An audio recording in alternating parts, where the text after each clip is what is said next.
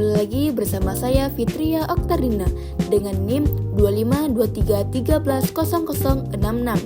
Adapun materinya, strategi pengembangan green finance dan wakaf produktif, serta mampu merumuskan solusi atas isu kontemporer, kripto AI, digital banking dengan perspektif ekonomi Islam. Nah, baiklah, saya akan menjelaskan apa sih green finance. Nah, green finance adalah green yang difokuskan pada pendanaan proyek financing atau pembiayaan hijau adalah konsep pembiayaan X yang memberikan manfaat lingkungan seperti efisiensi energi, pengurangan emisi karbon, serta pengelolaan sumber daya alam yang berkelanjutan. Nah, adapun green financing dalam kerangka ekonomi Islam memberikan keunggulan strategis dalam menghadapi fluktuasi ekonomi global. Krisis yang terjadi akibat pandemi, inflasi, dan konflik geopolitik seperti perang Rusia-Ukraina telah memunculkan urgensi untuk merancang sistem pembiayaan yang tangguh dan inklusif. Sistem syariah menyediakan mekanisme risk sharing dan nilai etis yang dapat memperkuat ketahanan ekonomi. Green finance tentu memiliki strategi pengembangan. Yang pertama, penguatan regulasi dan kebijakan. Pemerintah perlu memperkuat kebijakan terkait keuangan berkelanjutan melalui penyempurnaan regulasi seperti POJK dan integrasi prinsip ESG dalam seluruh instrumen keuangan. Dukungan fiskal seperti insentif pajak bagi investasi hijau juga dapat mempercepat implementasinya. Strategi yang kedua, peningkatan kapasitas lembaga keuangan. Lembaga keuangan harus membangun kompetensi dalam menilai risiko lingkungan serta mengembangkan produk pembiayaan hijau. Misalnya, green credit line, green bonds, dan environmental risk rating system. Sistem yang ketiga, kolaborasi antara pemerintah dan sektor swasta. Sinergi lintas sektor sangat penting, terutama antara pemerintah, bank, investor, dan industri hijau. Pemerintah dapat berperan sebagai fasilitator, sementara sektor swasta menjadi pelaku utama dalam implementasi proyek hijau. Nah, sistem pengembangan yang keempat, peningkatan literasi dan kesadaran publik. Edukasi tentang green finance perlu digencarkan melalui kampanye publik, seminar, dan kurikulum pendidikan ekonomi. Masyarakat yang sadar lingkungan akan lebih mendukung produk keuangan berkelanjutan.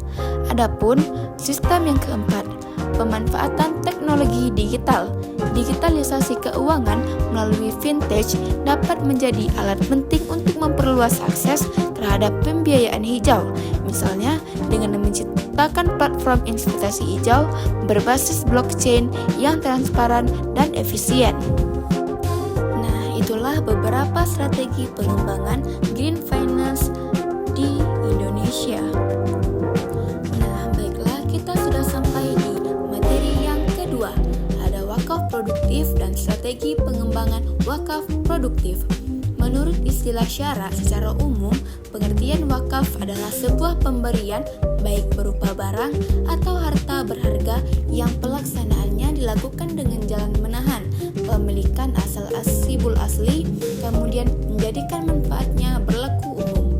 Wakaf produktif adalah sebuah skema pengelolaan donasi wakaf dari umat, yaitu dengan memproduktifikasikan donasi tersebut hingga mampu menghasilkan surplus yang berkelanjutan. Donasi wakaf dapat berupa benda bergerak seperti uang dan logam mulia. Adapun benda tidak bergerak seperti tanah dan bangunan, surplus wakaf produktif inilah yang menjadi sumber dana abadi bagi pembiayaan kebutuhan umat, seperti pembiayaan pendidikan dan pelayanan kesehatan yang berkualitas. Nah, adapun macam-macam wakaf produktif. Wakaf produktif terdiri dari dua. Yang pertama ada wakaf uang. Wakaf uang dalam bentuknya dipandang sebagai salah satu solusi yang dapat membuat wakaf menjadi lebih produktif, karena uang di sini tidak lagi dijadikan alat tukar. Menukar saja, wakaf uang dipandang dapat memunculkan suatu hasil yang lebih banyak. Nah, yang kedua ada wakaf saham. Saham sebagai barang yang bergerak juga dipandang mampu menstimulus hasil-hasil yang dapat didedikasikan untuk umat, bahkan dengan modal yang besar. Saham sebagai barang yang bergerak juga dipandang mampu menstimulus hasil-hasil yang dapat didedikasikan untuk kepentingan umat kebanyakan, bahkan dengan modal yang besar. Saham malah justru akan memberi kontribusi yang cukup besar dibanding jenis komoditas perdagangan yang lain. Adapun strategi pengelolaan dan pengembangan wakaf produktif, ada 3 filosofi dasar yang ditekankan ketika kita hendak memberdayakan wakaf secara produktif, yaitu yang pertama, pola manajemennya harus dalam bingkai proyek terintegrasi, bukan bagian dari biaya yang terpisah-pisah. Yang kedua, asas kesejahteraan nazir. Sudah terlalu lama nazir diposisikan bekerja dengan memanfaatkan sisa waktu dan bukan perhatian utama. Nah, yang ketiga, asas transparansi dan accountability, di mana badan wakaf dan lembaga yang dibantunya harus melaporkan tiap tahun akan proses pengelolaan dana pada umat dalam bentuk audited financial report, termasuk kewajaran dari masing-masing pos biaya. Nah, itulah beberapa strategi pengelolaan dan pengembangan wakaf produktif. Lanjut, kita akan membahas materi yang ketiga, merumuskan solusi atas isu kontemporer kripto, AI, digital banking dengan perspektif ekonomi Islam. Cryptocurrency dalam perspektif ekonomi Islam merupakan fenomena ekonomi digital yang membawa berbagai kemudahan dalam transaksi lintas negara, efisiensi biaya, serta kecepatan pertukaran aset. Namun, kehadirannya juga memunculkan tantangan baru dalam konteks ekonomi Islam, terutama terkait dengan aspek kehalalan, keadilan, dan stabilitas nilai. Untuk itu, perlu dirumuskan solusi yang sejalan dengan prinsip-prinsip syariah agar inovasi ini dapat berfungsi secara maslahat bagi umat. Adapun prinsip-prinsip syariah agar inovasi ini dapat berfungsi secara maslahat bagi umat. Yang pertama, penerapan prinsip maqasid al-syariah. Solusi pertama adalah memastikan bahwa penggunaan dan pengelolaan cryptocurrency harus selaras dengan maqasid al-syariah, yaitu menjaga agama, hifzu al-din, jiwa, hifzu al-nas, akal, hifzu al-aqal, keturunan, hifzu al-nas, dan harta, hifzu al-mal. Dengan demikian, cryptocurrency yang digunakan harus memiliki nilai manfaat atau maslahah yang jelas. Dengan demikian, bukan sekedar alat spekulasi yang menimbulkan masyir, judi, atau gharar, ketidakpastian berlebihan. Yang kedua, pengawasan dan regulasi syariah. Diperlukan pembentukan lembaga pengawasan syariah khusus yang memantau praktik penggunaan cryptocurrency, baik dalam transaksi individu maupun institusional. Regulasi ini harus menegaskan batasan halal haram, serta memastikan tidak terjadi praktik riba, penipuan, atau manipulasi pasar. Yang ketiga, pengembangan aset kripto syariah. Sebagai alternatif, umat Islam dapat mendorong pengembangan aset kripto syariah compliant kripto. Aset ini didukung oleh underlying aset nyata seperti emas, perak, atau aset real lainnya yang bernilai stabil. Contohnya dalam proyek 1 gram di Dubai yang berbasis emas, di mana setiap token memiliki cadangan emas sebagai jaminan nilai. Pendekatan ini dapat menjadi solusi atas ketidakpastian nilai gharar dan volatilitas tinggi yang sering dikritik oleh ulama terhadap Bitcoin atau mata uang kripto sejenisnya.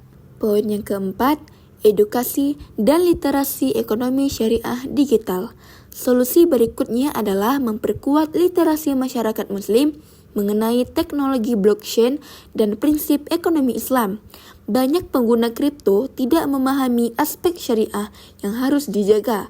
Oleh karena itu, lembaga pendidikan Islam dan otoritas keuangan perlu berkolaborasi dalam mengedukasi masyarakat tentang penggunaan kripto yang etis dan halal.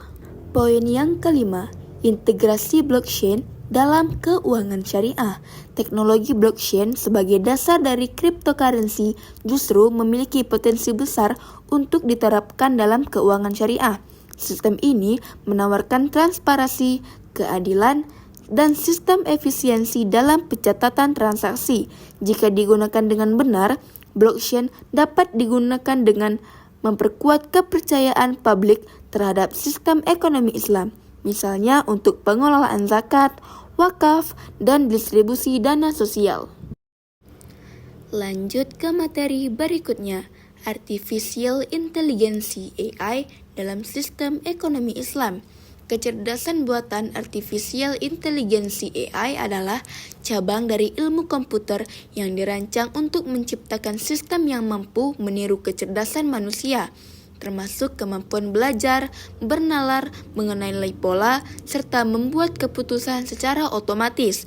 Dalam bukunya Keuangan Digital, AI berfungsi untuk mengolah data besar atau big data, mengidentifikasi tren perilaku pelanggan, serta melakukan otomatisasi dalam pelayanan keuangan secara efisien.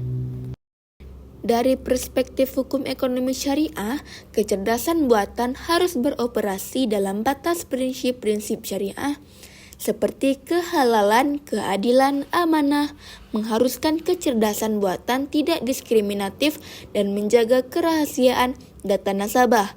Maslahah menekankan bahwa kecerdasan buatan AI harus bermanfaat bagi masyarakat tanpa mengganggunya. Selain itu, dalam praktiknya kecerdasan buatan juga digunakan untuk memastikan bahwa transaksi keuangan syariah sesuai dengan peraturan syariah, mengidentifikasi kemungkinan pelanggan prinsip syariah, dan transparan mengelola dana sosial dan zakat. Baiklah, kita akan membahas apa sih digital banking. Nah, digital banking dalam perspektif ekonomi Islam merujuk pada penyediaan layanan perbankan melalui kanal digital yang memungkinkan nasabah untuk melakukan transaksi keuangan, mengakses informasi rekening, dan mengelola keuangan secara mandiri menggunakan perangkat elektronik seperti smartphone dan komputer. Solusi isu kontemporer digital banking dalam perspektif ekonomi Islam meliputi penguatan infrastruktur, teknologi dan keamanan siber, peningkatan literasi digital dan sosialisasi produk, pengembangan inovasi produk berbasis syariah seperti vintage syariah, dan penguatan kolaborasi strategis antara bank syariah, vintage, dan regulator. Hal ini harus diimbangi dengan penguatan sumber daya manusia yang kompeten baik secara teknologi maupun prinsip syariah, serta memastikan semua transaksi terbebas dari unsur terlarang seperti riba, gharar, dan maisir. Baiklah, itu saja materi yang dapat saya sampaikan tentang strategi pengembangan green finance dan wakaf produktif, serta mampu merumuskan solusi atas isu kontemporer, kripto, AI, digital banking dengan perspektif ekonomi Islam. Sekian, terima kasih atas perhatiannya. Saya ucapkan wassalamualaikum warahmatullahi wabarakatuh.